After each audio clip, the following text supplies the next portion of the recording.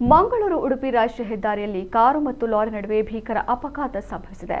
ಕಾಪು ಠಾಣಾ ವ್ಯಾಪ್ತಿಯ ಪಾಂಗಳ ಕಟ್ಟಿಕೆರೆ ಎಂಬಲ್ಲಿ ಘಟನೆ ನಡೆದಿದೆ. ಪರಿಣಾಮ ಕಾರಿನಲ್ಲಿದ್ದ ಓರ್ವ ಮೃತಪಟ್ಟಿದ್ದು, ಇಬ್ಬರಿಗೆ ಗಂಭೀರ ಗಾಯಗಳಾಗಿವೆ.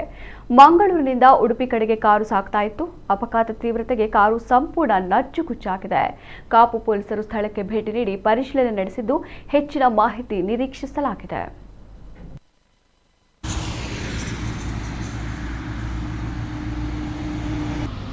ಕೋಟ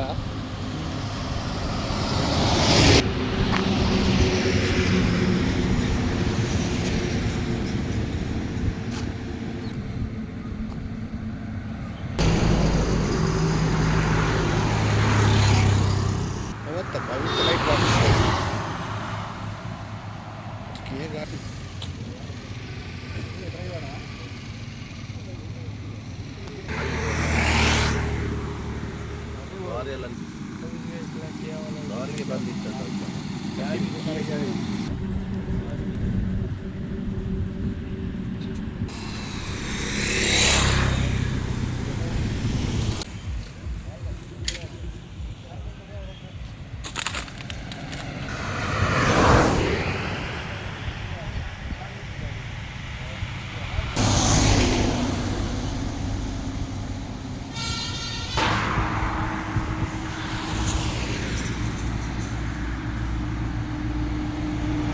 ಕೋಟ